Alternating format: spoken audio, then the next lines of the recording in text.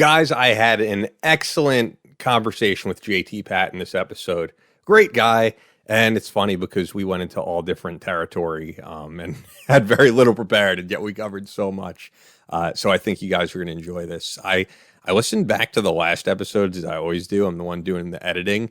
And I realized, wow, we went really long with the reads that we have. And I think it's funny just because of the fact that it happens because we genuinely enjoy all the products we advertise in here. That's the God's honest truth. There's times where I'll call Chris and we'll end up talking about someone who happens to be a sponsor and just how much we love what they're doing. And then it gets into the show sometimes. But I won't go as long this time, I promise, guys. As always, this show is sponsored by Fort Scott Munitions. Fort Scott is a manufacturer of multi-federal patented solid copper and brass CNC spun ammunition. It's designed to tumble upon impact in soft tissue, leaving devastating wound channels for faster bleed out and quicker incapacitation.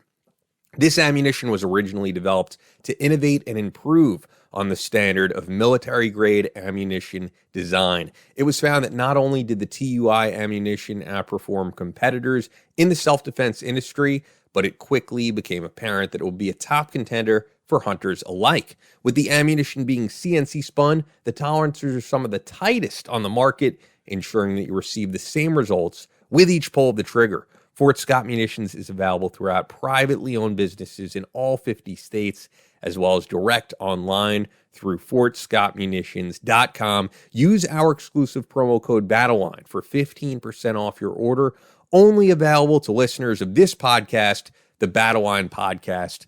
I'm getting so many people who email me and are like, they're out of everything. Yes, it's kind of a fact in the society we're living in at the moment that all ammunitions manufacturers are out of stock on a lot of things, but they're restocking as quickly as they can. They're doing some amazing giveaways. I should throw that out there. If you're listening to this on Monday, I believe you have till like midnight tonight to get on that Tonto's Toolbox giveaway. So go there now. fortscottmunitions.com also for that Tonto's Toolbox giveaway. Promo code Battleline for 15% off your order. And Fort Scott Munitions is a proud supporter of Chris Peranto, Battleline Tactical, and the Battleline Podcast. And of course, you've heard us talk about them on previous shows and the last show.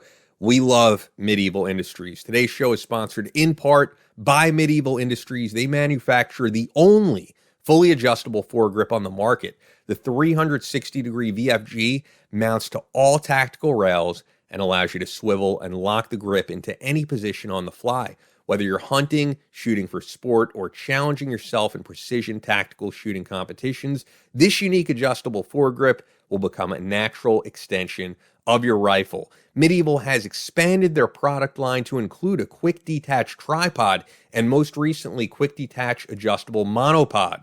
They've designed and engineered the necessary components to create a tactical shooting system and have integrated the QD tripod into their line of modular quick detach accessories. Medieval's newest setup, the Overwatch Commander, is an extremely stable shooting platform that's quickly and easily deployed in tight spaces. This new lightweight compact system is capable of what many heavier, larger tripods on the market can do and allows for widespread accessibility because of its small footprint. The entire system weighs just under 6 pounds and it deploys in seconds. You've heard Chris talk about it, and several guys in the special operations military community have said, damn, I wish I invented this thing, but you didn't. Medieval Industries invented it, and that's why you got to check them out. Medieval Industries is committed to providing all gun enthusiasts with precision-engineered, high-quality weapon accessories. All products are designed and developed with first-rate materials for strength and endurance. Visit mid-evil.com. Do it right now, mid-evil.com. They are innovating things that you have not seen before. So you're going to love it. If you're an enthusiast, if you're someone who's keeping up with the latest in gun technology, check them out. See, that was not as long as last time, as promised. I'm going to get right over to it. None other than author JT Patten.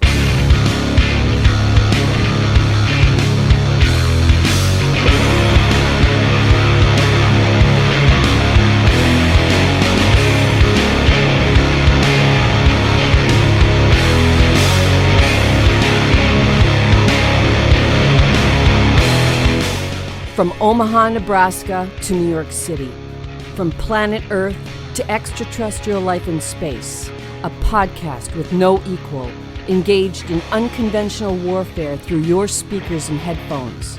This is a show about embracing the suck, conquering your demons, and finding God in the face of adversity. Chris Tonto Peranto. Twitch is on. Motherfucker, I'm going to shoot you in the face. Ian Scotto. Ian and I have been dating for a long time. You are now tuned into the Battleline Podcast.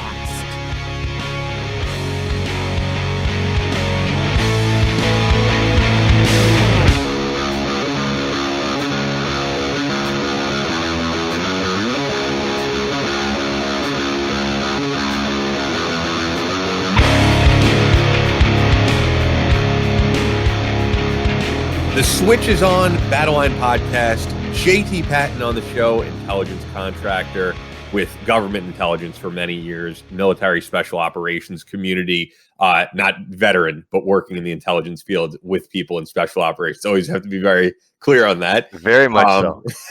And thriller writer, latest book is Presidential Retreat. The last time I spoke to you was probably a good 2 years ago, and things have changed pretty drastically. I don't think anybody thought we would be where we are. No, it's been unusual for sure, but good to see you again. Thank you. No, well, it's interesting for you because I wanted to get into this. Is like we had Brad Thor on the show and Jack Carr on the show, and those guys are, they're with a major imprint. They're used to doing signings on the road, and the way they promote a book demands a lot of in-person stuff, shaking hands, signing books, meeting the fans. For you, this is only part of what you do as a career, although you've written many books. So I'm wondering, has it affected what you do at all? Because you're still pumping out books and continuing to write. Yeah, it doesn't affect me at all because if I'm selling less than 10,000 books a year, they're still going to buy them. I mean, Brad Thor and Jack on their worst days are still going to kick my ass. So whether they have a snowstorm, a pandemic that keeps them, those numbers are still going to keep on going. For me, I think if anything, what has helped is the opportunity for people to be at home, spend a little bit more time on social media, maybe pick up on some things. And that's increased a little bit of the reading. I'd say similarly, I've got to be a little bit strategic also in my audience and who I'm targeting. And it's been funny because the pandemic brought about two kind of unique opportunities. I'm friends with a number of the guys over at Horse Soldier Bourbon, and during really the first couple of weeks where people were freaking out just being at home and had nothing else to do and they were starting to miss some people, Scotty Neal had sent me a bottle of Horse Soldier. So I walked around the neighborhood, and a few of the guys who drink bourbon, I started just pouring some glasses on their porch, and we started having this Tuesday night or Wednesday night whiskey walk. Okay. And so as I started posting these things on social media, I started getting a lot of bourbon aficionados kind of following along, and these guys were like, "Hey, I really like your books because they're a little bit different from the traditional military style." So it was funny because all of a sudden this other market came out where these bourbon aficionados are, or at least some of them, if I put a parallel of, are you a whiskey drinker or a bourbon drinker, because they wanted that distinction almost, it was like the same thing with the military thrillers. They didn't want just kind of a linear military book. They wanted a little bit more. So I started building a little bit of a network in the bourbon community for some of my books. And then, maybe a month later, we started getting a break in the weather. And my son's just going crazy. He's 13, and he's like, "What can we possibly do, Dad?" And he's like, "Let's go fishing." That's cool. So we started going out to some local ponds, and we weren't catching shit. It was some certain days it was snowing, and then we went and we did go to Florida during spring break time. Rented a place in Marco to kind of quarantine. And we were catching a lot of fish there. So we came back, and he's like, "Let's keep going fishing." So again, we start posting pictures of the fish. Now we got the fishing community. I'm thinking, well, that's kind of interesting. So cool. I wonder if anybody in the fishing community reads anything. Well, all of a sudden it comes out that a lot of these pro fishers, do a lot of audiobooks. So, it then started taking off there, where I started building followers from bourbon drinkers to fishing folks that were reading books that I would have never thought about. And had the pandemic not been there, probably wouldn't have done much difference. So I've probably increased my readership by, 200.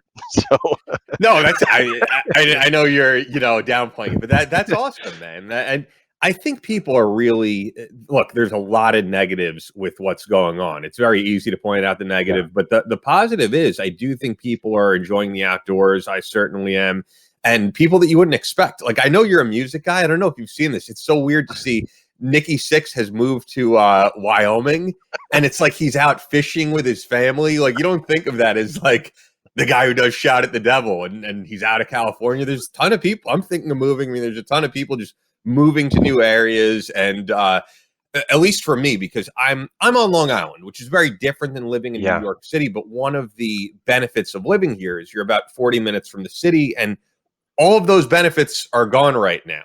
Right. So I think people are looking at other places and doing things like you're doing, going fishing, spending time with family, going hunting for some people. People are enjoying new things, including reading. I think it's also been interesting that I think it's funny because as you've got on the one hand, I'm not going to bring this to a political spin, but as you've got some of this divide between, groups and that. You do? I thought we were all in harmony right now.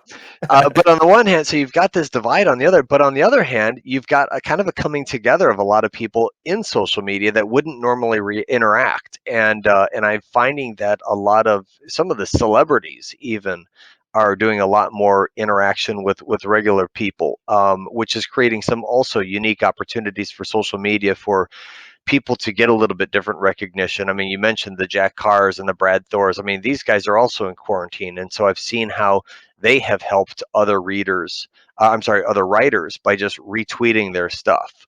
I had just the other day, I got a follow from Morgan Fairchild, and I was like, boy, the 12-year-old in me would just be ecstatic, but it's just weird things like that, how you can just have some of these interpersonal connections too, for people experiencing the same thing, no matter what their, class is, their trade or anything like that.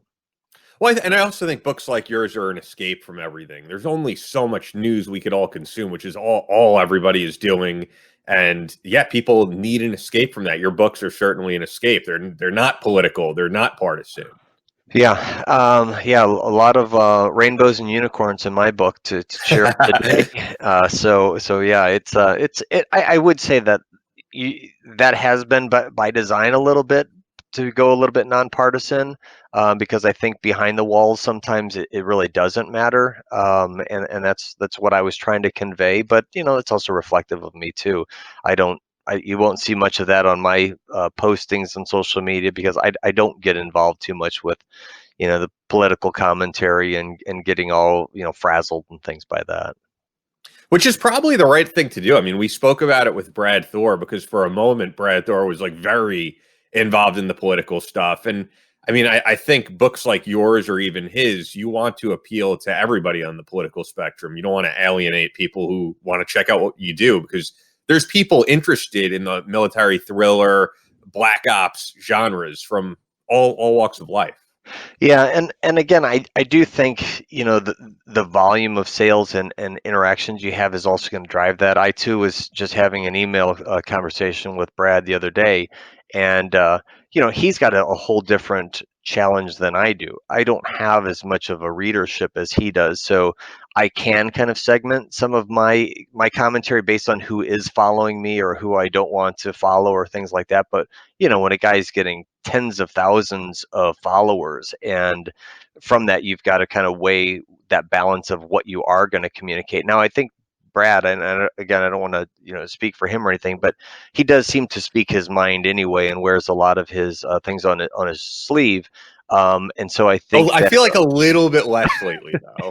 Because remember at one point he was like, "I'm running for president." I'm like, all right, I don't know about that, but either way, I think that people know what they're going to get, and he's true to himself. But I think some other folks probably are struggling a little bit with that. I don't know, how Jack is dealing with some of his increased visibility and how any commentary he makes may come out. But again, I think he keeps things pretty close to the vest also there from a political standpoint. Yeah, it's almost the same as, I think what we do and what Chris does on his social media. I mean, we're all of us, everybody that we mentioned, including yourself, are very unapologetically pro-American, but that's not a political statement. Right. And it's, I think one of the sad parts of that is how you do still express patriotism and interest, but while also, and I'm not saying that your people would cave not to do it, but there's a certain way to also not be in your face and to be safe about it. Do I have on my Jeep a bunch of flags, flying behind it? No. Can you still be American and proud of it without conveying a certain image or a distraction to some people by that? So again, it's a balance of, again, being that true to yourself, true to what you want to feel, but also recognizing that there are some sensitivities every now and then. Yeah. I want to get into your background for people just checking this out who might not be familiar with you. Because you have an interesting background. You're not like Brad Thor, who didn't, and admittedly didn't really live the type of thing that he writes about. He does converse with guys who did. Yeah. Or like Jack Carr, on the other hand, who is a special ops military veteran. You're not from that background either. So I'd love for the audience to hear what you have done, because you do have a pretty remarkable resume, at least from my perspective. Yeah, I'm a little bit of a freak. I was an ROTC failure in college.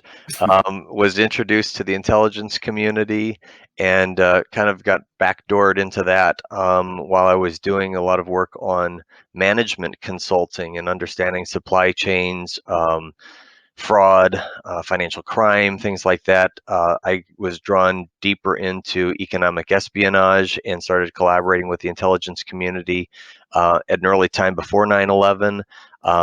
When 9/11 happened, some of those connections made it very natural for me to step into a relationship with an organization and use some of those same skills to either counter IEDs by understanding the networks. And then once I got into counterterrorism, again, kind of through that back door, and it led to some of my education in foreign languages. I had taken Arabic and French, studied abroad, and Spanish, so some of those things were kind of natural.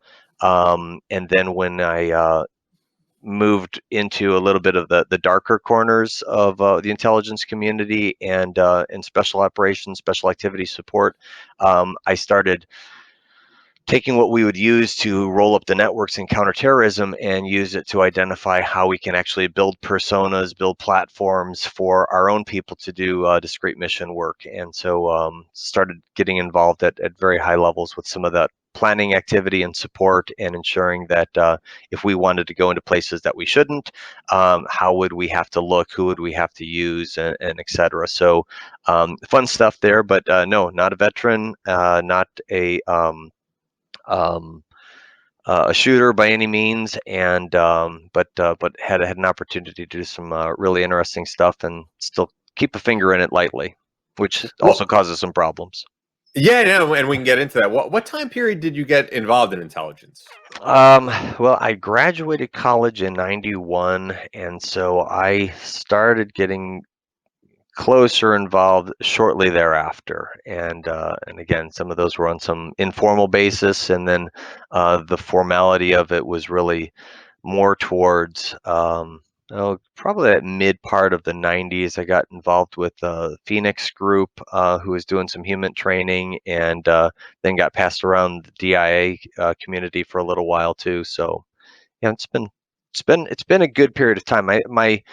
My creds expired 2014, so that was the last that I did any classified work, but again, still advised from time to time.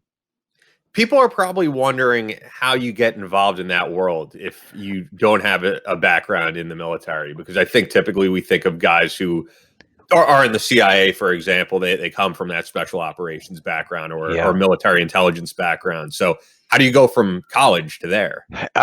For me again, it was a bit of a mistake. I was so so much of a failure in ROTC, and yet the guys knew that I had a passion for it. They made an introduction. So my agency recruiter Jerry was down at Illinois State University, and I kept in contact with him. It just so happened that he also was friends with Dewey Claridge. So there was a lot of things that you couldn't have built and you couldn't have thought of, and it was just a lot of random happenings that go from one meeting to another. Now, I think that when you look at the community itself and how I don't want to make it too spectacular, but let's say shadowy. If you think about that whole Wayne Simmons debacle, he was rubbing elbows with the right people, and so it made it look like. I know a lot of the audience. Yeah, I'm just thinking a lot of the audience might not know who we're talking about. So an individual who had claimed to be a CIA recruit or a contractor, and rubbed elbows with a lot of real legit folks from the community.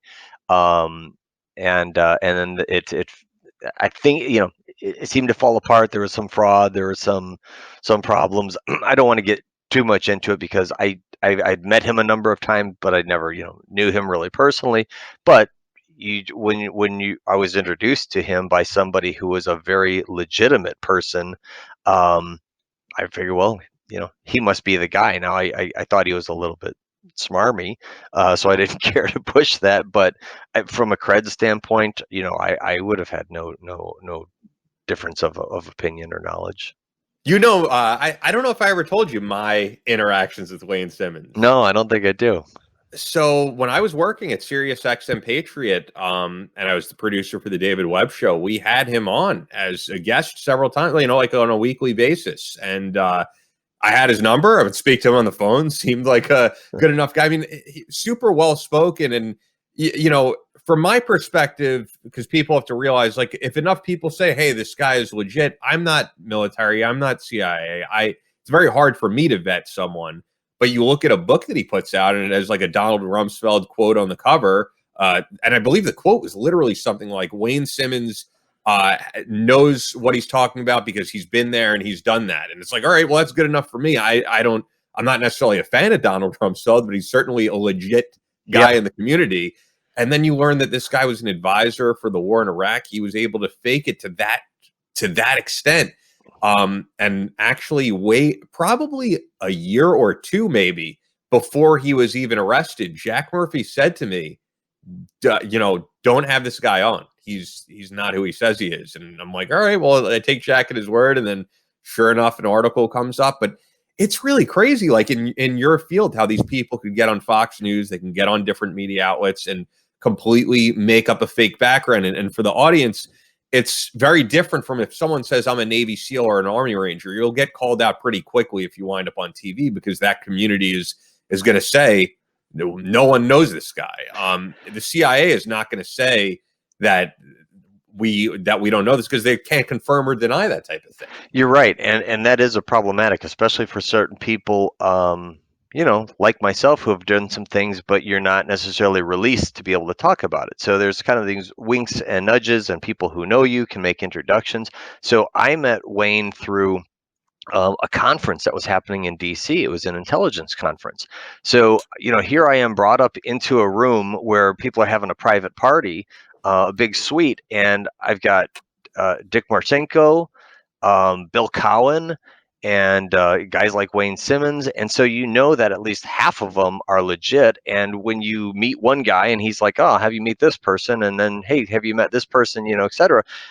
None of these people really know each other that well, but it's a social setting. And so in some of those areas, you pass a drink and you pass a handshake, and all of a sudden, some of those light creds are dropped and maybe some names are dropped, but you really never go into, hey, who are you? And I think we've talked about this in the past with if you're dealing with some military folks, there's a little bit better vetting because you can talk about units and things like that. But in the intelligence community, you can't talk about half the things anyway. And so there are loopholes and opportunities to exploit that for sure. And it's a big CI problem. Yeah, I didn't realize until I got involved in this field, really, meeting the guys I did with where I was previously, and that there's so many guys who were like dying to be a part of this community Yeah. that they just make stuff up. It's to get on TV and hopefully make money. And in the case of Wayne Simmons, I don't even think he made that much money with his fake credentials. Yeah, it doesn't appear so, or not enough. But it is. I think it's like a lot of celebridom. There are certain people that are just in awe of celebrities and want to interact with them. Same thing goes true with the special operations community, the intelligence community, and there's a lot of people with clout and money that can do it. I'm thinking in particular of a political wife that I know. She is involved with a lot of folks from the special operations community. Now, she seems to be a great person, but what that's provided is giving her some access to things that they know and contacts and stuff. Now, if somebody had a little bit more of a malicious intent, that is considered an intelligence threat. So, especially if somebody like that is talking to other people. So, it's in a time where you need to be keeping your mouth shut. It's always been the case with this, but people are people, and if you can't necessarily even retire or leave the community and get some benefit from it, sometimes the only thing you can do to make some money is to release a little bit of that. And I find that that's been convenient for a lot of people in the writing community, where they can put their creds out there and say, hey, this is who I am. But for those who can't or won't, that can provide another challenge. You've got this experience, you want to be able to put it out there, but again, you don't want to put it too much on your sleeve. I don't think I've gone too far to quote unquote exploit some of those things, but you have your background and that's what you want to be able to share it, but then you're kind of pulled back for a lot of other reasons as well. Yeah, there seems to be kind of like two different camps on what you're talking about. I think there's people who say, hey, we need to have these books out here. We need to talk about what we do, at least what we're allowed to, because it gets young people interested in what we're doing, in the next generation of CIA analyst or the next special operations military veteran. And then there's other people who are like, the amount of books we've seen in the past 10, 20 years, it takes away, and even less really with the SEALs especially, it takes away some of the mystique of this community. Yeah, it does. And I don't know where the right balance is in there.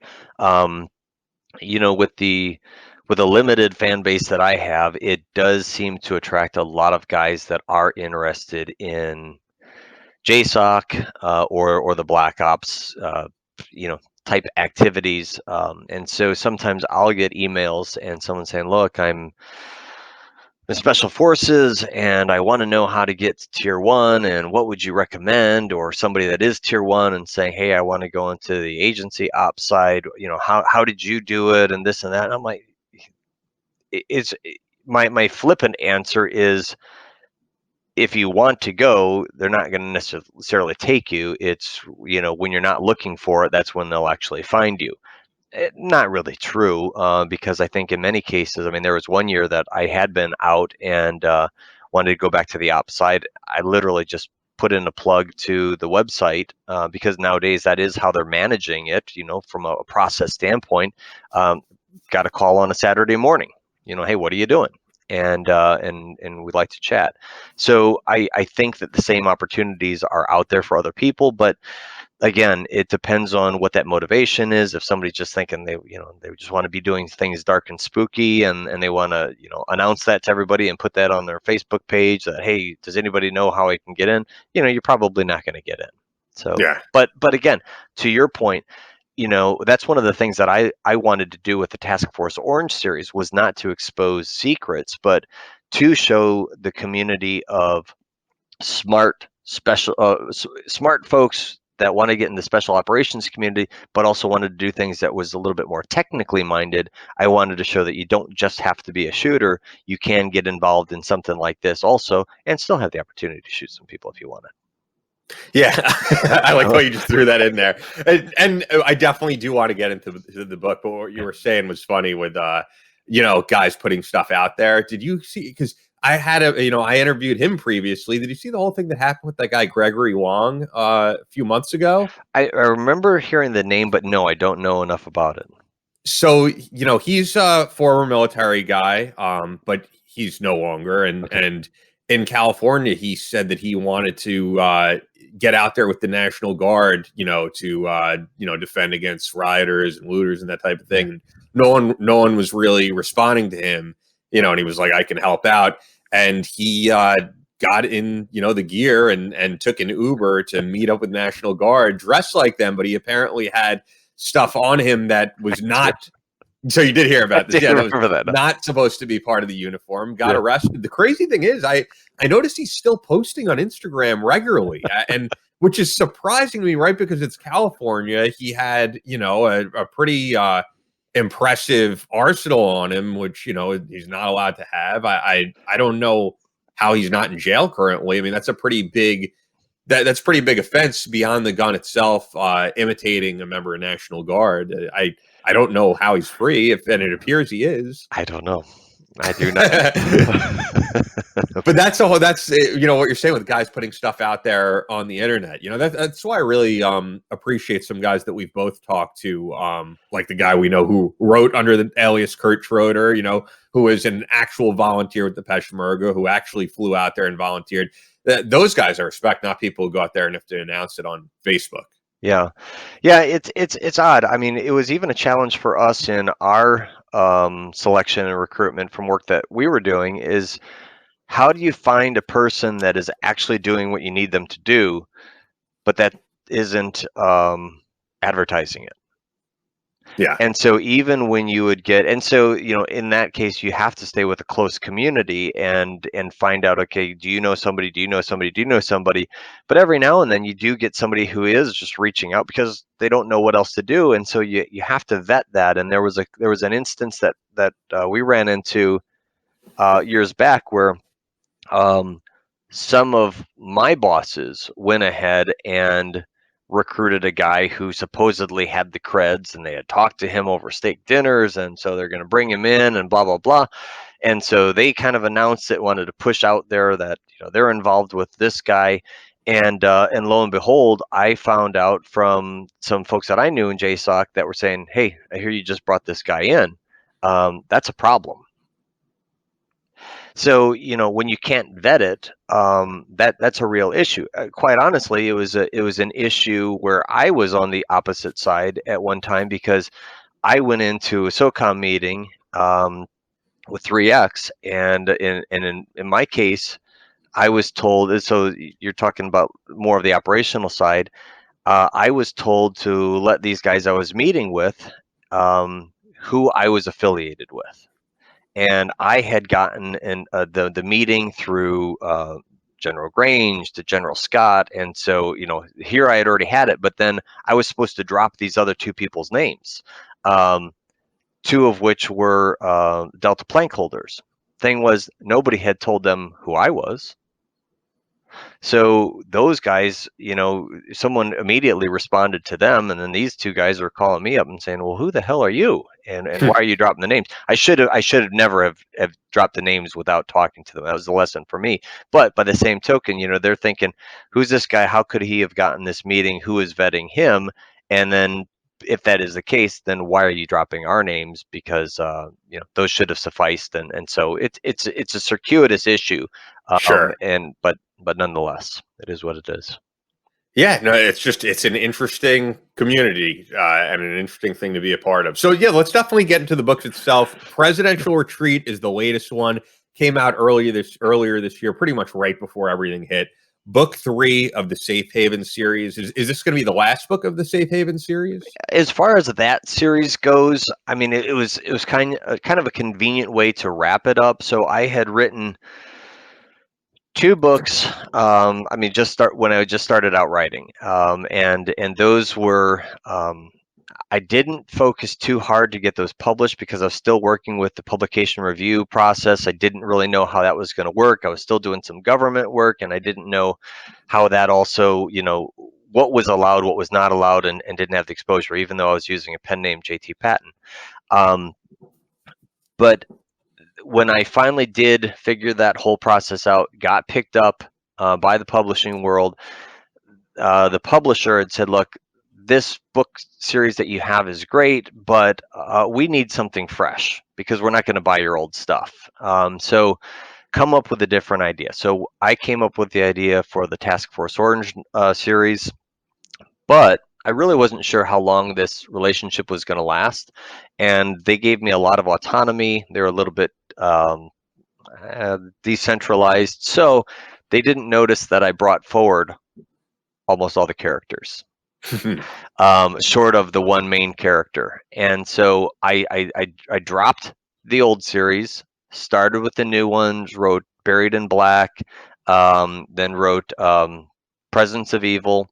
And when and we can discuss this later too, when certain government and military elements had prevented me from really doing a lot much more with that series, I went back to write the third book of the first series, which was Presidential Retreat. And that was the book that tied in both series very tightly to make some introductions. So essentially, I've got two publishers for this.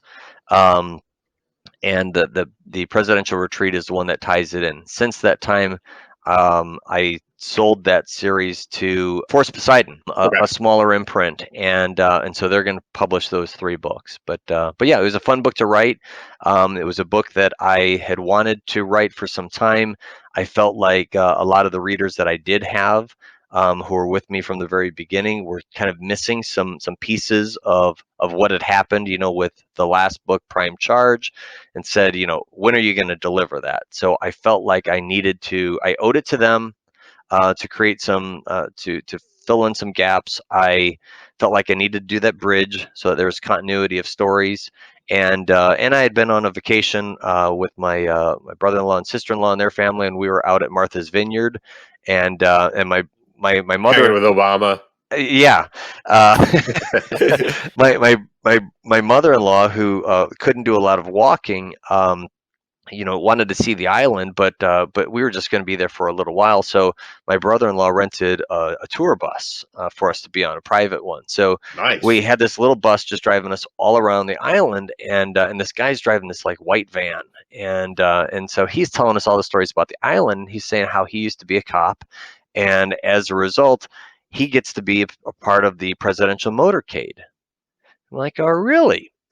And so tell us a little bit about that. And he's like, oh, you got to check this out. And so in the seat backs, he had all these placards for what he had to put on the car whenever the president came in town. So he had his ID, he had what Secret Service would give him, and he's telling me, oh, well, if you wanted to go see the president this way, you just go the back way around. And so all of a sudden we kind of detoured this scheduled trip to show us a few more of these nuances of the presidential retreat. And so we got the inside lay of the land of all of these potential threats and risks to the president based on what this guy as a local was sharing with us. And he had no idea that, I was doing any writing, and, because I was sitting right behind him, I'm taking pictures of all of these IDs and these placards, and I'm writing all these notes. And my wife's like, "You're going to write another book, aren't you?" I'm like, "Yeah, this is just too good." So that's how that came about. So I think for, even though, Trump doesn't go to Martha's Vineyard, and you'd never wish any will or ill will on any president. For those presidents that go, this is kind of an interesting viewpoint of really how I think you could exploit a lot of fissures in these things. And so that's what was fun for me, is taking that research, taking the characters, but looking at something that is a potential risk, and how to show that. So it was a fun book to write. I feel like I ask this a lot when we have authors on who write series books, but for people just getting introduced with you, could they pick this up and get started, or should they start with the first book in the series? No, they could, and that's also, they could pick it up. There's some little nuances, but honestly, one of my weaknesses, I've got a bad short-term memory these days.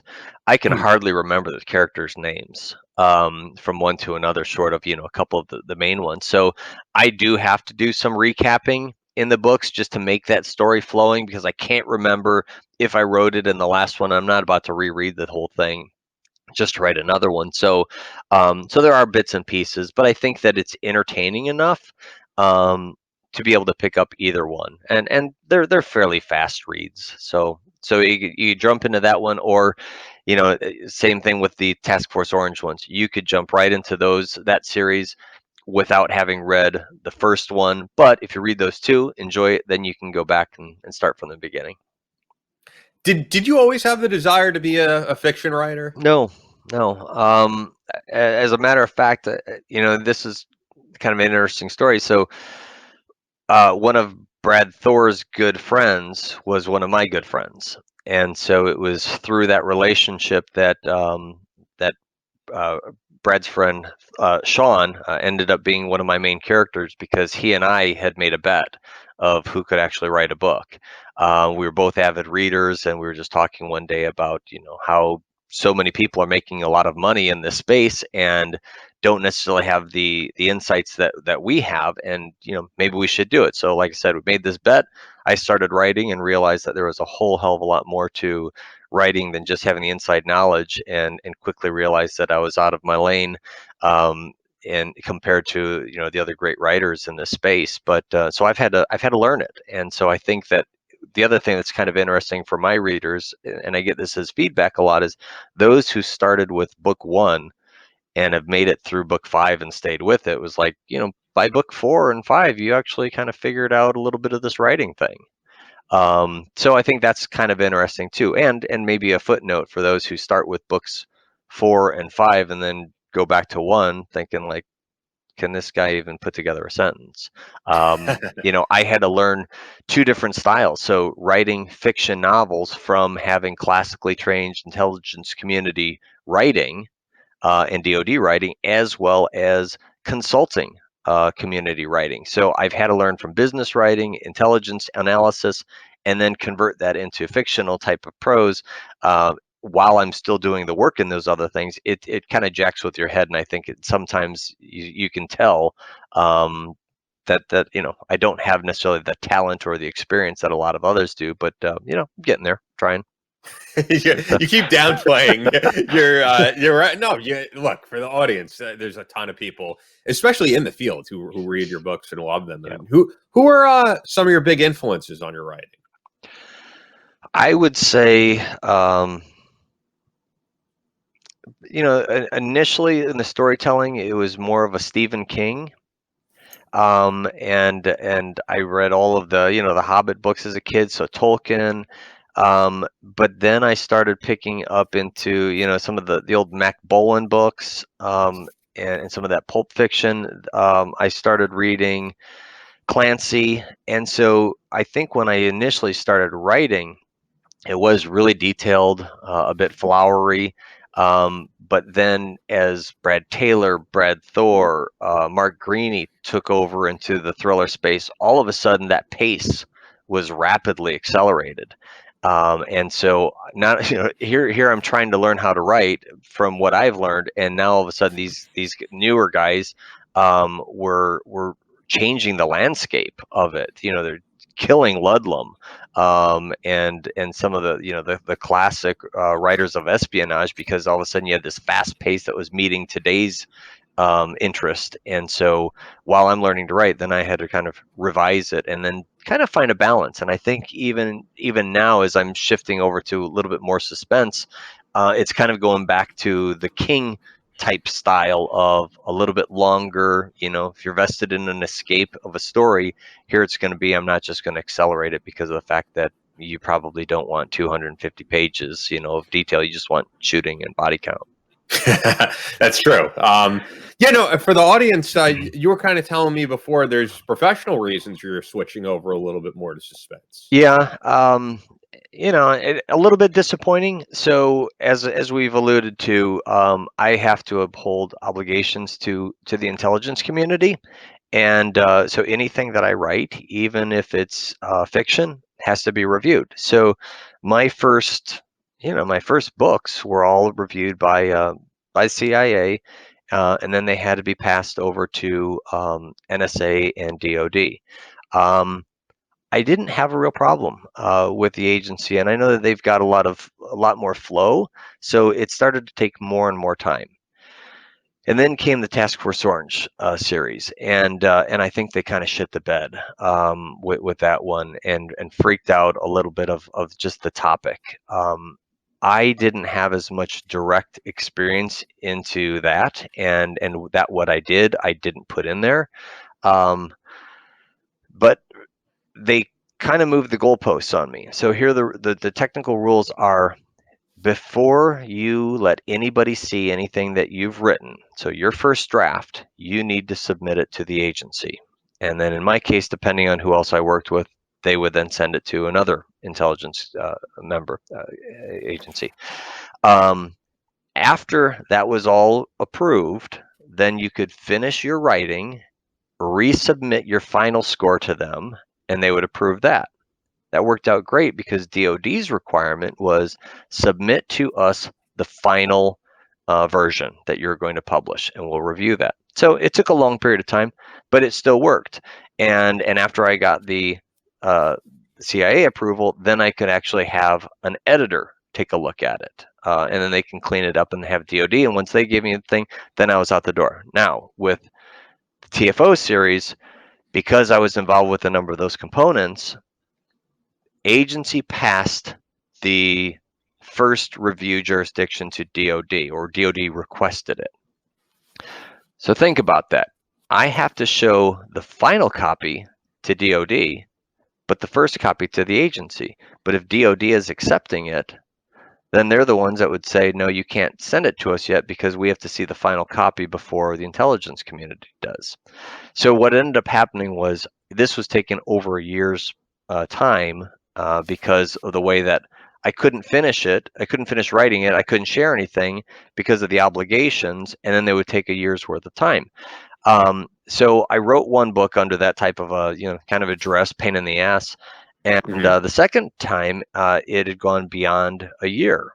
And I'm like, guys, what's going on? Can you give me anything? Can you give me any feedback as to what the agency has reviewed? They said, no, we can't do anything like that until we've had our final review. But it prevented me from giving them a final review. And I said, what's going on here? And the guy, kind of in an aside said, look, it's too sensitive of a topic. So you've got the agency that's a little bit pissed off about it just because you're still writing stuff. NSA was pissed off about it because even though I had changed the names of things, it was still some of the technical things were still things. And then of course the JSOC component was a little bit pissed off because of the very nature of them wanting to keep it secretive. And even though I wasn't exposing so much, the very nature of SIGINT and the tradecraft and the locations and things like that were too close. So the guy said, I got to be honest with you, you could expect your next book, if you write it, it could take you a couple years to get it back. Jeez. Yeah. So, and does it really take that much time? No. So I mean, I'm not saying that it's this huge conspiracy theory, and I'm not saying that, if I was selling a million copies that the publisher wouldn't find a way around, but I can't afford to get a lawyer for something like that. And honestly, if they honestly had that much of a problem with it in the community, if somebody's saying this is really exposing too much, I would respect that. And so that's the position I've kind of taken, where I just have to respect what I don't know. I'm not going to cry foul of this big conspiracy and, wave my arms and say, look what you're making me do.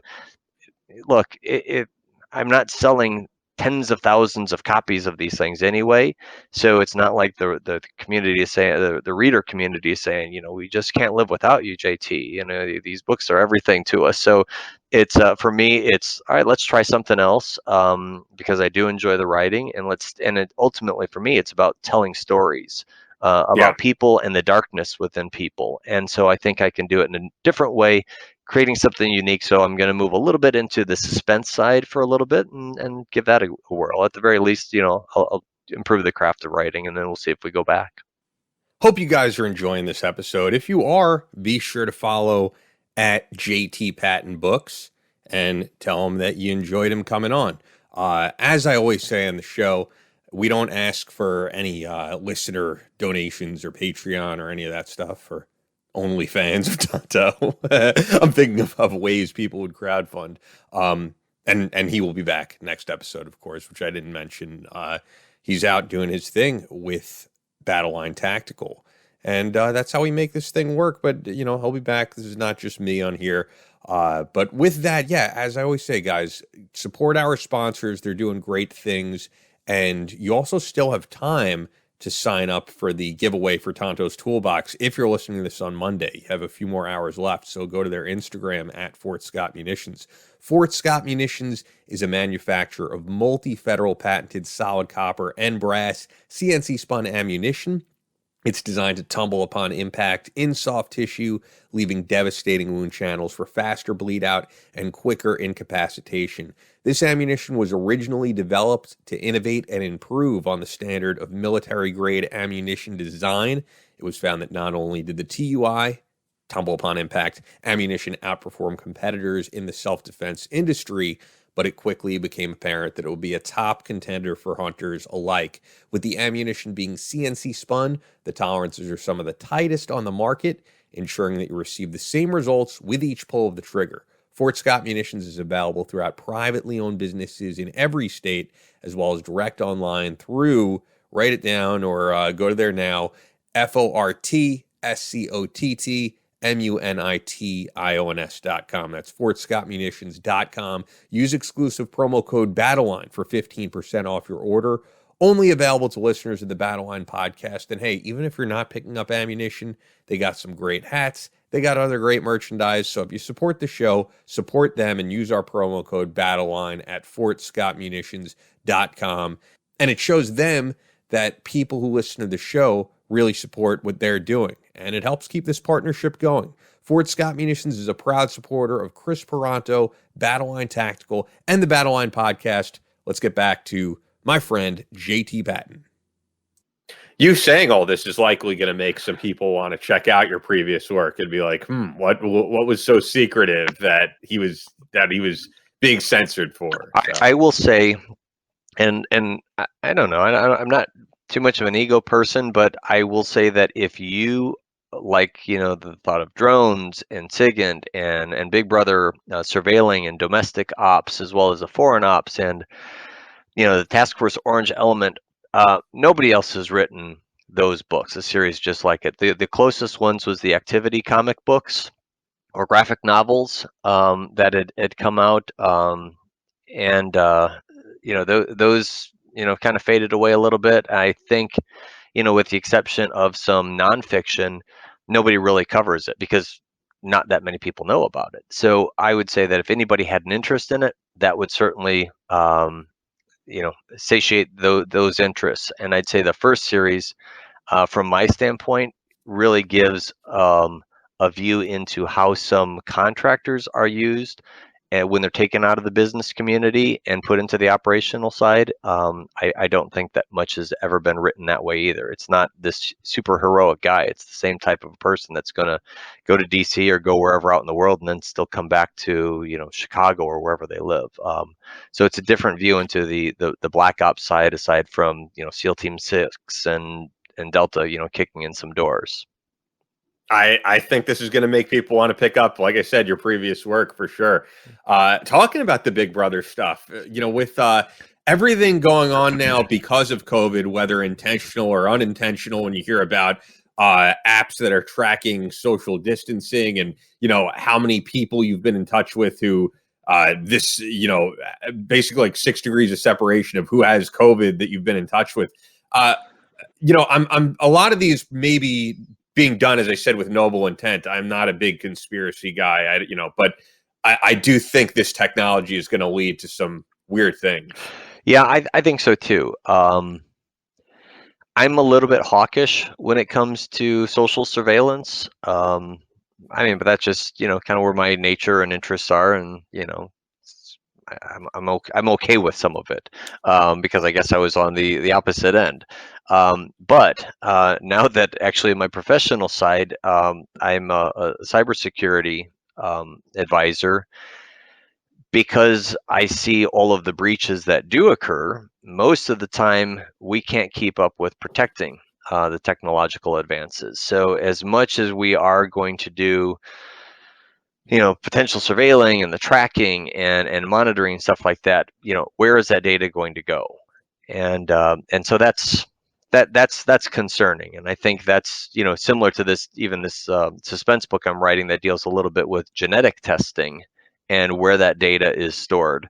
What has anybody thought about what could actually be exploited by having that type of information? And so I think is that like the stuff that we've seen come out about these companies like 23andMe, that people that your DNA is being sold to third parties. Yeah. It's pretty crazy. Yeah, ultimately, I mean, and that's why the price point is so low, really, because in a lot of cases they want to pay their expenses, but they're making more money off of the other company that is buying that information. And I think that as you look to the degrees of separation, and I guess this comes back into my supply chain disruption days, folks aren't really recognizing where a lot of that data is going, and some of it's going to China, some of it's going to Germany, some of it's going to the UK, but if you look under then those sub layers, where does that go? Again, some back to China, some to Russia, some back to us.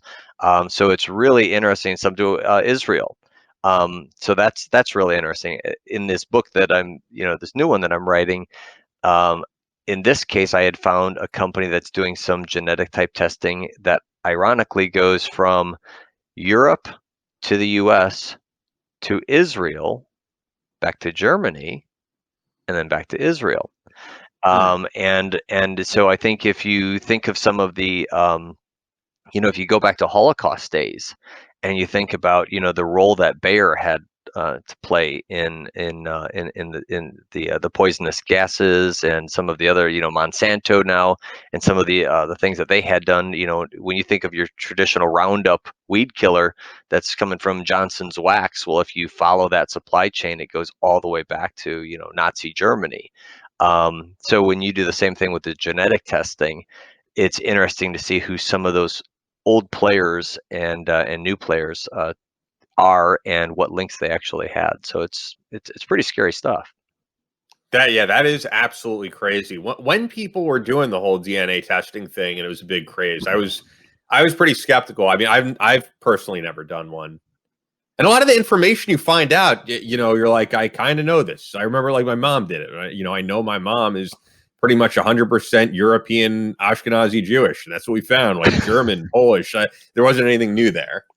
Yeah, I did it because for me, I weighed the risk and I weighed the curiosity, and for me, what are you gonna do? And is somebody gonna? Did you learn anything new though? Were you part Native American or something? Or? Well, that was funny because there was a time, and it was at the very beginning, where it showed that I was like 1% North African. And so I thought that was kind of interesting. But then as you look through the traits, and because most of I'm like 75% Scandinavian, Northern European, no surprise there. But if you looked at some of the points where it said that I also had some bloodlines, it ended up, a little bit of England, a little bit of France, a little bit of Holland. And so you can kind of follow the route of where traders were going, the Danes were going, and so it falls into the actual story of what you would expect to see. But I thought that was kind of interesting. Yeah, but you just have me thinking now with all this, because I've heard about the basically third party stuff, but I wasn't aware of how many nations this type of thing is being sent to, and also that when you do the backstory of the companies involved, that is some scary shit. Yeah, it is. Yeah, and I also think there's people more cautious of what the government is up to, and then there's the people more cautious of like what private enterprise is up to with our data, with our private information. Yeah, I mean, I had been, my data had been exposed through the OPM things, which really sucked because my in-laws are foreign. They had immigrated here, decades ago, but yet it still had a lot of their personal information because it had all my data from my background checks. So, that type of exposure is really scary, notwithstanding just everyday citizens. So I don't know. I think depending on the use, but it's just getting so pervasive. Like right now, if I think about my social security card, number getting exploited, like, whatever, it's already flapping out in the wind. So it's just a lot more vigilance on our part, and a lot of, different ways of, dual authentication, et cetera, yada, yada. And we're just, thinking, okay, why do you really need my data? But then, there's that aspect of it of chances are it's already out there anyway. So really, what is somebody going to do with it? The price of personal identifiable information is going down because it's become such a commodity. PHI, the personal health information, also, what used to be, a couple $100 for a packet of that information is also going down. So it's, it's been so exploited. How much value is there really to it? And it's only, to that nefarious thinking of what that actually could be. I mean, we think about COVID and all of the conspiracies about, genetic engineering. Well, what if, through these 23andMe's, they did determine what type of a gene was most susceptible to allowing these receptors to open, get exploited by COVID, and can we wipe out everybody that's got red hair, or a certain gene that might be, attracted to that, So I think those type of things are pretty interesting, but also pretty scary. Yeah, for sure. Technology, there's always that double-sided edge to it. So you said you're working on a new book? Yeah.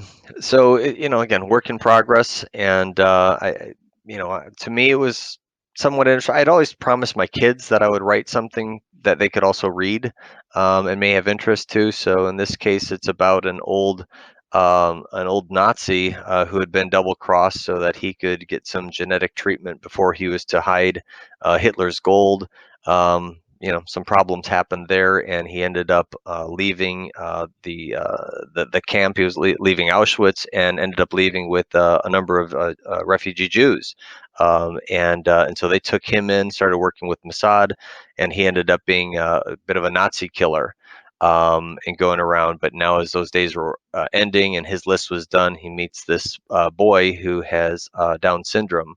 And based on his knowledge of genetics and what he needs and what he thinks maybe this boy needs, there's some kind of interesting conflicts that arise as also people recognize that this old Nazi is still alive. So, a little bit still of the espionage, a little bit of some of the tradecraft things, but I think it then also talks a bit about humanity today, and is there true love? Can this boy, who one would look at as disabled and has a number of afflictions, but yet because he has this true love for a true human being and sees him for who he is there hope amongst the hate? And so I think that'll be kind of interesting to see.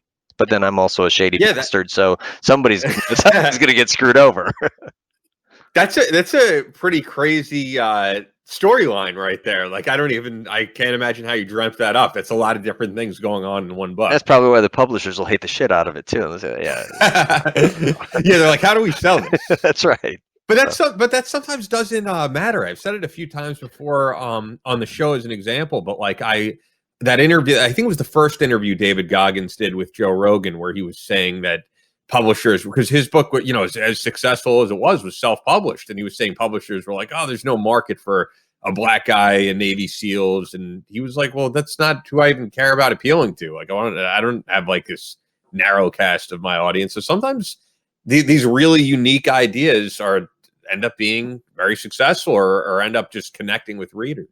Yeah, I would agree, and that's one of the things that I kick myself for, is that I did bow to the publisher in the Task Force Orange series, because I did initially want to have my main character African American, or at the very least mixed, and they didn't want to go for it. They talk about the target audience, yada yada, and well, as it is, I bowed to them and stuck with the regular white guy, and it still didn't sell significantly. So I think that, either way, I think it's best to be true to your characters and true to what you want them to be. And in this case, it's a story that I think is kind of interesting to tell. It marks this year the 75th anniversary of Auschwitz liberation. So I thought there was just a lot of different stories, and I think that as we're talking about inequality and still the increase of anti-Semitism that really doesn't ever go away. I still wanted to kind of cast a little light to that. I grew up in pretty much an all Jewish neighborhood, and even though we were, Christian Reformed, and so I lived around a lot of Holocaust victims, and so it was just, something, again, kind of a part of me. So whether it gets published, whether I self-publish it, as I've said scads of times before, I'm not making millions off of it. So as long as I've got to do the day job, just have some fun, and maybe somebody will enjoy the story. It's interesting you say that, though, because I'm pulling this up now. Did you hear about that story out of, I'm looking at it from The Guardian. I don't know if it was originally from there, because, you talking about this, where this was all over Twitter yesterday. Nearly 2/3 of U.S. young adults unaware of 6 million Jews killed in the Holocaust. And there's several other crazy statistics here. According to the study of millennial and Gen Z adults aged between 18 and 39, almost half could not name a single concentration camp. Almost a quarter, 23%, said they believed the Holocaust was a myth or had been exaggerated, or they weren't sure. 1 in 8, 12%, said they had definitely not heard or didn't think they had heard about the Holocaust. This is crazy shit, right? More than half, 56%, said they had seen Nazi symbols on their social media platforms. Well, that's not surprising. Almost half had seen Holocaust denial. So those aren't, but I mean, that's actually the crazy one. 23% or 12% saying they hadn't even heard about it. Like, what are we teaching people that we don't know our history? And it is because these people are dying off. I mean, I've had the pleasure of meeting several Holocaust survivors. But then also, I had the pleasure of interviewing several guys who were Pearl Harbor survivors. Yeah. And those guys are all going away. World War II survivors, they're no longer going to be here. And I thought we were passing on these stories, but judging by those statistics, if those are correct, that's pretty scary. I would hope that those are, I don't know, poorly researched or something, but it's also, I may be skewed because I live in New York. It's a little different than living in somewhere else. Sure. And I would agree. I saw that article too. I was a bit surprised, but I wasn't shocked fully because, as we are rewriting a lot of history books, and changing biases, there's certain things that people think, well, we don't want to offend anybody. We don't want to put this in here and that, but I don't see how that needs to be washed away, removed. And maybe it is just because it is a span of time, and that goes into that young history into older history, and it's just maybe in that gap year. But as you said, Pearl Harbor's still in there. I think where I wanted to create some more exposure in my particular story was really the exploitation of so many children and adults in the camps, women and men alike, for medical testing. Much of which we enjoy the benefits of today because of those companies that were also paying the Nazis to conduct those tests and taking a number of prisoners to be their test subjects. When you think about just the human performance in soldiers, a lot of those tests were done during Nazi Germany, and then continued to those days. So I think that there was just a lot of progress made on from the death and blood of many prisoners, and that's what I wanted to capture in this. But again, how many people know about Joseph Mengele and his tests on the twins and what they did, and live dissections, amputations of people, just so they can just see how they would react and respond, and could they sew them back together live, and what would you do? It's horrific. And but again, how many people even know about that side of it? Yeah, it's really crazy, and I don't know what the solution is either, other than passing on these stories. Because I don't know about you, I'm also not someone who wants to censor books out Yeah. there. There's other countries where you do write a book denying the Holocaust, you will like go directly to jail. I don't want that. I mean, I am a believer in defending speech, as controversial and disgusting as it is. So I don't think that's the solution, but people do need to know about what's happened in our history: World War I, World War II, all of that, Civil War. It's important, and actually now, right, with the removal of statues, and not just Confederate statues, now we're moving it's like comical at this point. We're removing the Texas Ranger from Texas airports, removing people who were against slavery, like abolitionists and stuff. I don't know what's going on, but yeah, this erasure of our history, I think it's going to have some bad consequences. Yeah, I would agree. It's something I had a thought there on something. I just lost it, but it's it is interesting. I mean, I was even as I'm writing this book, I'm thinking of how am I even going to brand it and publish it, because nobody really wants to say, hey, it's a book about a bad Nazi. That's people don't want to hear about that. And even if you were to Inglorious Bastards was a big hit. Yeah, it was, but you know what? Today, you could, if they were to put even, I think on the DVD cover and anything else, it had the Nazi symbol. If you put that on social media, Twitter will take it off. Amazon also has some stipulations now about using Nazi symbols and the words. I think it's kind of interesting too, because if you think about the Indian community, there was some talk too about them having a lot of removal of the swastika, which actually means purity in cultures of India, and so it's not necessarily the Nazi symbol, but that's what it's been taken as. And so there's certain things that have been restricted there, because somebody's saying, well, can you believe it, they've got a Nazi symbol on that, and that's not what it was, but that's what was exploited even for the actual symbol that the Nazis did use. Yeah, no, I've seen that around too, but once something is shown that as like the landmark.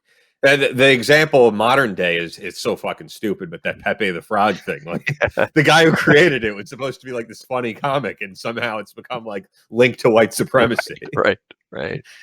So yeah, we're living during very weird time, and like I said, I mean, I don't agree with the whole censorship of media. I mean, I've personally bought books that are very controversial. I when I heard about Tim McVeigh's inspiration from the Turner Diaries, I was like, I want to read this. It just out of pure curiosity. So I'm not someone who wants to ban those type of books. At the same time, I do want people to know what actually went on in history. Yeah, it is. It's sad. I was just looking here today. I'm just looking at my shirt, and I've got some Nordic runes on there.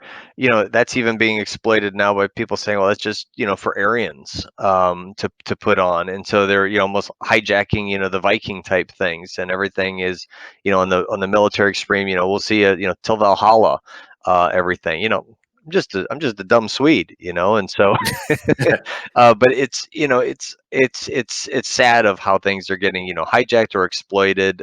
But then people don't follow the history to understand what these things actually are, and then recognize that it's really quite benign. I got to send you that video that comedian Kyle Dunnigan did. Of I don't know if you know him. He's put up so much funny stuff with all the stuff going on right now. Like it's a trailer for like a fake show of this guy who put up like a minor offensive tweet, and he throws himself into a wood chipper, and a group of like female scientists puts him back to life to make him like the most sensitive man today, and he goes back in time and cancels people. You have to see it, but it's really funny because it's just such a parody of what's going on now that that's good. The theme song has something like what was appropriate today was not appropriate years ago, and it really is crazy. The whole I'm thinking of something else now that's sort of related, but just if someone said the wrong thing 10 years ago, 15 years ago, they're canceled. You can't grow as a person. You can't change. You can't learn new things. We have to remain pure to what our ideology was when we were, I don't know, 18 or something. Yeah, and that's been really eye-opening to me. even with the Black Lives Matter and just an increased sensitivity of younger kids, it's raising three kids, one of which is in college now, and then my youngest is 13. Um, there are some certain things that we will say, as having grown up when we did. I never necessarily grew up with N-word, but certainly the R word, came about a lot, and we didn't mean anything by it. But yet, as you're understanding, and because there is more talk about the sensitivities, those things come out, and so there are times when I might say something, and the kid's like, "Dad, you can't say something like that." And I'm like, "I just said, like Chinese food, or something, or it looks like Chinese food. It's not a disparaging remark. It was noodles and it had a water chestnut in it or something." Like, yeah, but just because it's that, it doesn't mean it's just Chinese. I'm like, come on, But there's limitations, and I'm finding out, some of those boundaries too, and wanting to be sensitive and appropriate also. And in some cases, they were mindful of, just certain remarks that are inappropriate. But you're also, as we said, although not a military veteran, you're from that military community where I think nothing is meant to be offensive. These are just the way that guys, especially in that community, talk. It's never meant to be, harmful. I mean, I don't know. I'm not a fan of the whole censorship of everything in language. There is something with intent.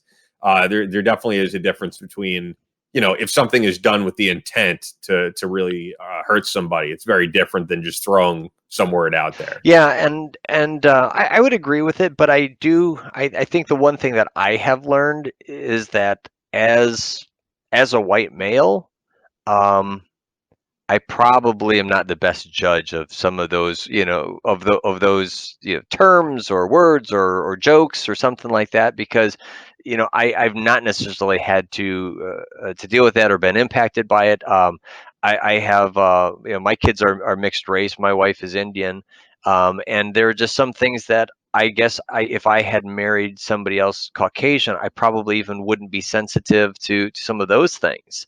Yeah. I mean, there was a time, right? It was right about the time that Trump was elected. I'm not saying that there was a direct correlation to it, but I will say that during that certain period of time, I feel that a lot more people were emboldened to express certain things verbally than they might have been otherwise. And I feel that, but I also saw it at that time. So I will throw a little bit of data analysis into it, and just instead of just an opinion. But there were times when they would just call my wife an Arab, in a derogatory manner, just not saying, "Oh, are you from the Middle East or something?" And so there's that point where, and even I used to travel to Alabama with one of my college buddies. His wife is Hispanic, and my wife and his wife at one point, they're like, "All right, yeah, but we want to stay on like kind of main roads."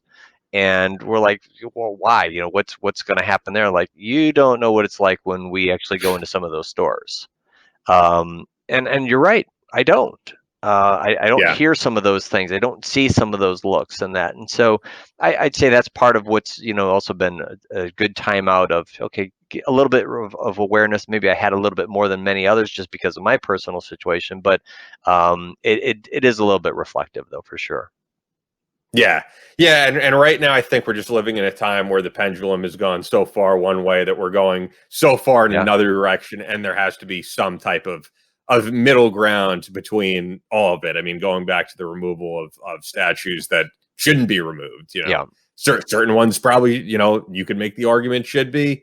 But yeah, it's we're living during a very weird time. This whole quarantine situation, it's been really crazy. And I know I said in a previous episode, it's like we went from trying to fight this virus to fighting each other. I don't get it. Yeah, I mean, it's it is a shame. I mean, it's almost like we as a people, to be able to come together, have to have a diversion of something really horrific. I mean, we just passed the anniversary again of 9/11, and there's no shortage of pictures out there showing of everybody coming together during that time, either to rebuild or to support one another. And so when you look at, okay, what happened at that time when people were saying thank you and bringing water bottles to a police officer, to the point where they started dumping that water on a police officer.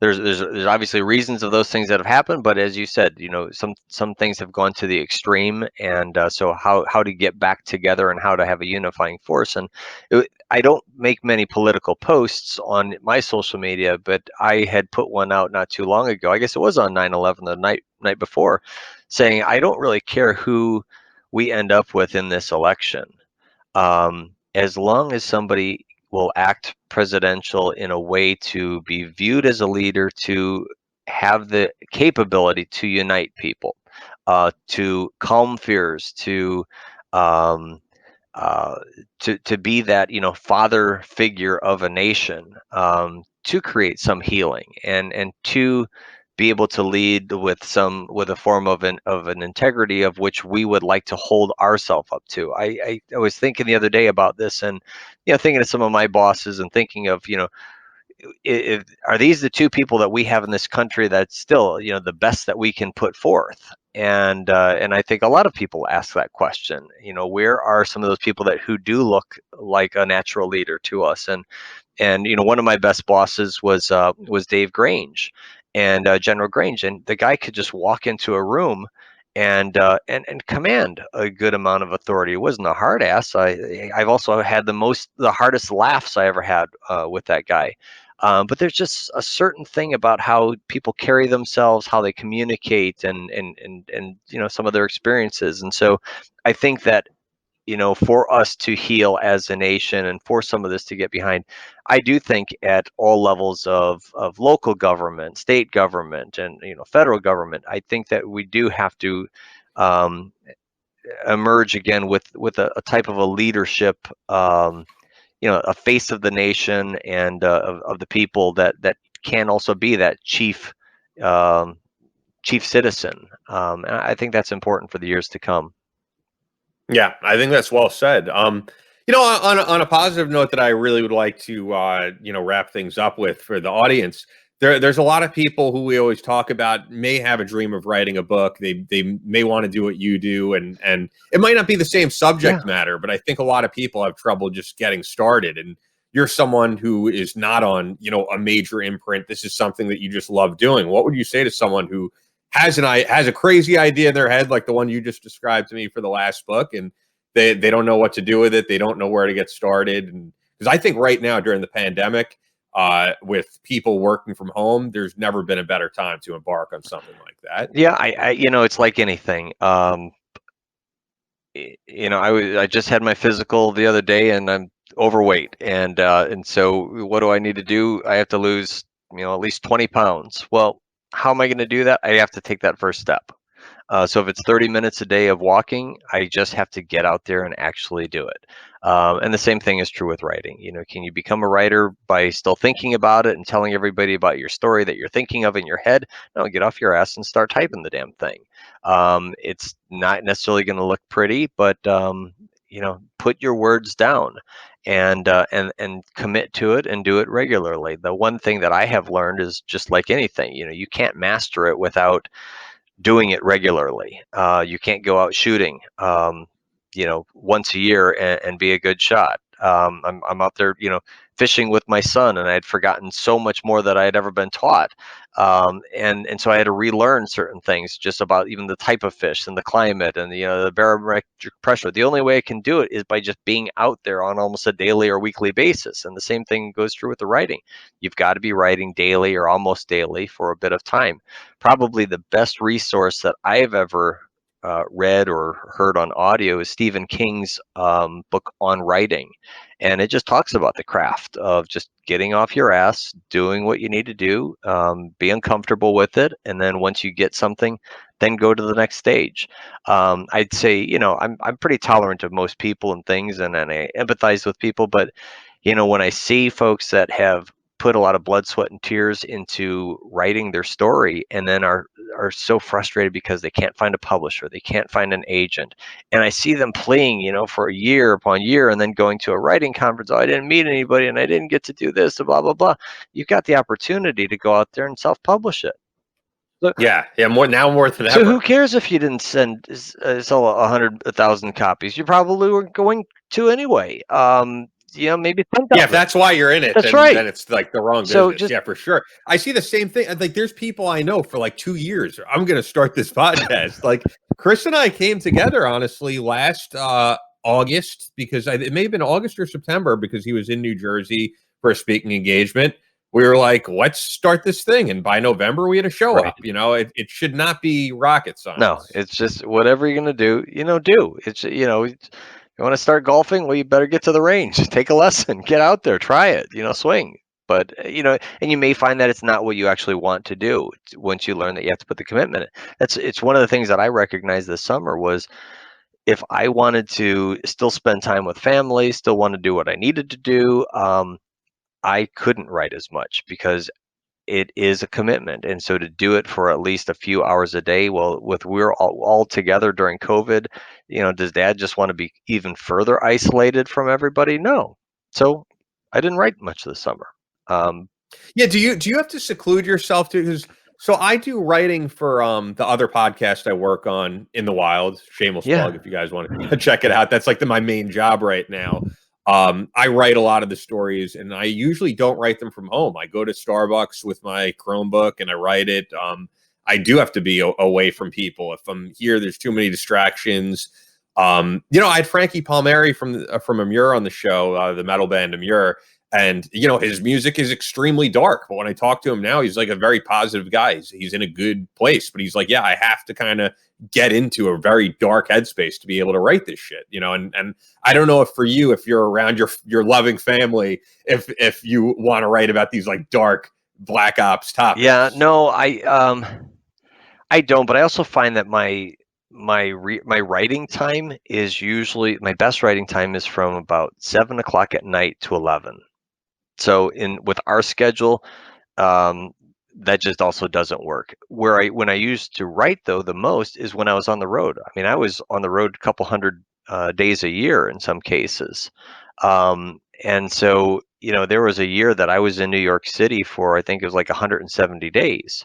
My favorite place to write was in Lower Manhattan on Water Street. I love writing in Francis Tavern and a couple of those other smaller places. I like to write in a bar. And I usually, I like to have at least 2 to 4 beers while I'm writing during that period of time, have my dinner. And I like it because I like to be in a kind of a dark, kind of a quieter bar, never more than about a quarter filled, because I also like to be able to see the people and recognize, okay, that's somebody that's got some kind of a unique aspect about them for a character or something. And then I like to have kind of the music around me. So when I'm here at home, it almost feels a little bit sterile, and it's a little odd too. Why is Dad going back to the fridge to just knock out 4 beers on his own? But that's just how I started writing, by being on the road, and that's what I was doing, and that's kind of what became a part of me. So wherever I would go at night when I'm done with work, 3-4 hours worth of writing, have my dinner, have a couple beers, and go into the next. So it's a little bit of a change, because now I've got to start writing again, and so it'll be more to the Starbucks area, or now just outside or something, and for maybe an hour and a half at a time. So I'm gonna have to adapt and kind of relearn some of that, but still gotta put the words on. I noticed for me, when I'm in the zone, fully focused, I could just keep going, whether it's writing or editing, this type of thing. And then there's days where I completely just slack off and I don't get anything done, which I think has happened to you, because I've seen your posts on Instagram where you're like, I got no writing done. Yeah, no, and that's actually the cool thing with right now, because like I don't currently work for a major company. Like, I haven't worked for SiriusXM in years. I get to make my own schedule. So like, there are the days where I intend to get work done and I get nothing done and I want to kick myself. But then the next day I will be in the zone for like 8 hours straight, being like, I'm knocking this out. And it's good. I love not having a traditional work schedule or having to answer to anybody above me. If the work gets done, it gets done. It doesn't matter if, when the weather was nicer a couple of weeks ago, if I spent the day at the beach and then the next day got all the work done that I should have gotten done the day before. Yeah, I agree. I do think, though, for me, I mean, look, I have to do my day job whether I want to or not, from 7:30 until about 7 o'clock at night at times. Damn, that's commitment. Man. That's just what's going on. And so, it may have some breaks in between, and may take a kid to a soccer practice or mow a lawn or something, but ultimately that's about what I have to do. If I was fortunate enough at some point to be working again with a publisher, I don't think I would ever have a problem being able to, fully commit again, putting in the hours to do what I like to do. Because I do really enjoy the writing. It's just that part of that capsule of when I do write is after I've also had a long day. So if I'm tired from a long day, do I really want to get up 4 hours earlier before my day starts to do that? But if this was the only thing that I was doing, I'm sure I'd be able to adapt pretty quickly to a new environment and a new way of having to get that time in, that right now has just been based on environment and stuff like that. So if there's that's true commitment, though, that you're working like a 12-hour day and then working on what you love doing. I know I already said this quote in a podcast before, but it always resonates with me. Like, the artist David Cho did this great, really long podcast about just his journey into art and very motivational in his way. If you go on YouTube and look up like David Cho, How to Be a Master of the Universe, it's up there in segments. He didn't call it that. I think someone reposted. But what he said that I always think of, and it's very like harsh the way he put it, but he said, like, if you're at your 9-to-5 job and then you get home, you want to smoke weed, you want to watch The Simpsons, play video games. He's like, I get it. All that stuff is very tempting. He's like, but you're not a fucking artist. He's like, a real artist, it does it. Inspiration, no inspiration. They're going to go home. They're going to create. They're going to make sure they get something accomplished. Yeah, I can see that. And I guess I'm also, I didn't realize it until, now that I'm older, that I must have always had something that I had to be doing and kind of put myself into it. For those, short weeks or so that I got involved with the bourbon stuff, that's all I kind of wanted to think about. Like, oh, I wonder if we can collect this, and I'll spend maybe $30 on this bottle, and see somebody will, pay for me to drink their bourbon and say something about it. And then, nice. I got a Jeep, and then it's like, I want to modify this, and I want to add this, and I want to add this. So I guess I do tend to fall into something pretty heavy once I do get involved with it. Didn't realize it. I think that's what keeps life interesting, though, being like a real fan. That's right. And so it's to be, I think that's the best way. Just finding something that you enjoy and then just pouring your heart into it so that you can just fully enjoy it. And I think that as I'm, now fishing season's about over and, kids' activities are ramping up again, and I'm starting back with writing, I know I'm going to have those days where my wife is going to look over and like, really? You really need to be on the laptop again. You've been on it all day and now it's another few hours. And it's like, yeah, I guess, because if I wasn't doing that, I'd probably find that there was something else I just needed to pour my time into. Yeah. And you're going to have this, all this series of books throughout your life that people are going to continue to read. And that's your legacy, more so than probably even your day job, I would think. Sure. So once again, the latest book is Presidential Retreat, which came out earlier this year, book 3 of the Safe Haven series, jtpattenbooks.com, at jtpattenbooks on Twitter, on Instagram. I feel like every time I talk to you, I mean, this is the first on this podcast, it's always a really good conversation. That's great. For the audience, we didn't have like many topics planned or anything. And I think we covered a lot. I had no idea we were going to get into like DNA and, I'm just shooting the shit with my buddy Ian. That's all.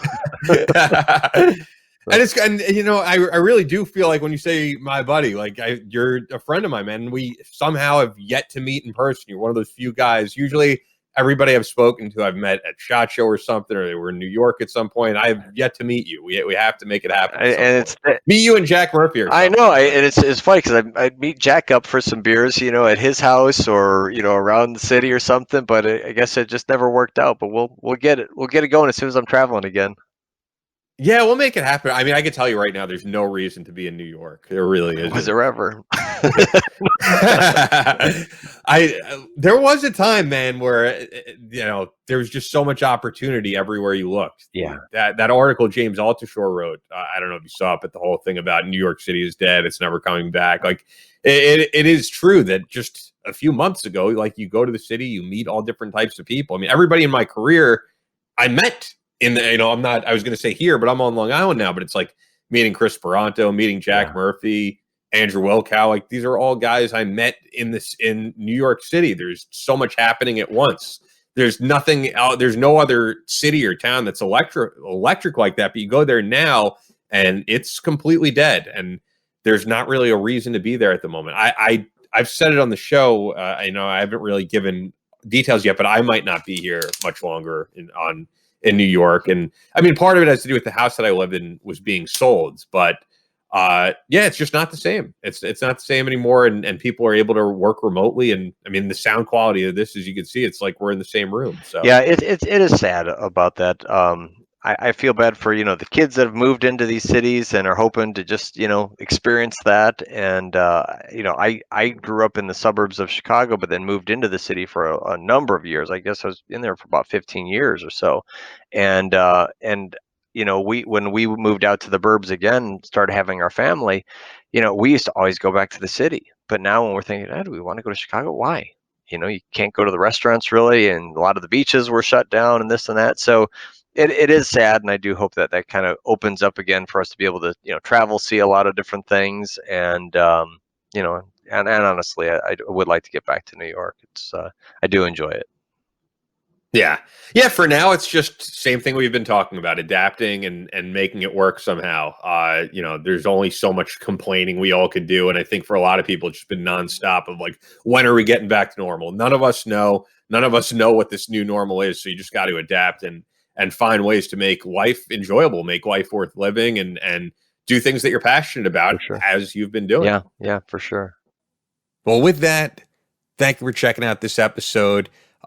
If you enjoyed it, leave us a review on Apple Podcasts. If you listen that way, you know how easy it is. If you're on an iPhone, just go right to the app, look up Battleline Podcasts, leave a 5-star review. Do that now. Helps us out. And also go to FortScottMunitions.com. Fort Scott Munitions is a manufacturer of multi-federal patented solid copper and brass CNC spun ammunition that is designed to tumble upon impact in soft tissue, leaving devastating wound channels for faster bleed out and quicker incapacitation. This ammunition was originally developed to innovate and improve on the standard of military-grade ammunition design. It was found that not only did the TUI ammunition outperform competitors in the self-defense industry, but it quickly became apparent that it would be a top contender for hunters alike. With the ammunition being CNC spun, the tolerances are some of the tightest on the market, ensuring that you receive the same results with each pull of the trigger. Fort Scott Munitions is available throughout privately owned businesses in all 50 states, as well as direct online through FortScottMunitions.com. Use the exclusive promo code BATTLELINE, one word, for 15% off your order, only available to listeners of the Battleline Podcast when you go to FortScottMunitions.com. Fort Scott Munitions is a proud supporter of Chris Peranto, Battleline Tactical, and the Battleline Podcast. Chris will be back next episode. If you guys want to follow me on Twitter, I'm at Ian Scotto, and we're out.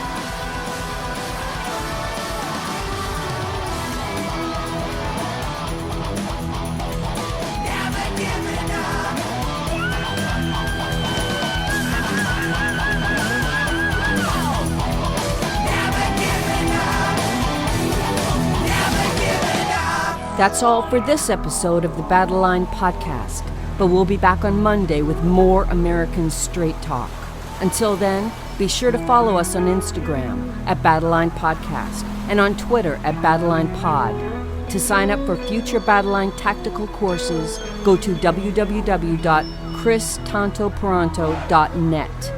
Believe in yourself, face all challenges head on, and as always, never quit.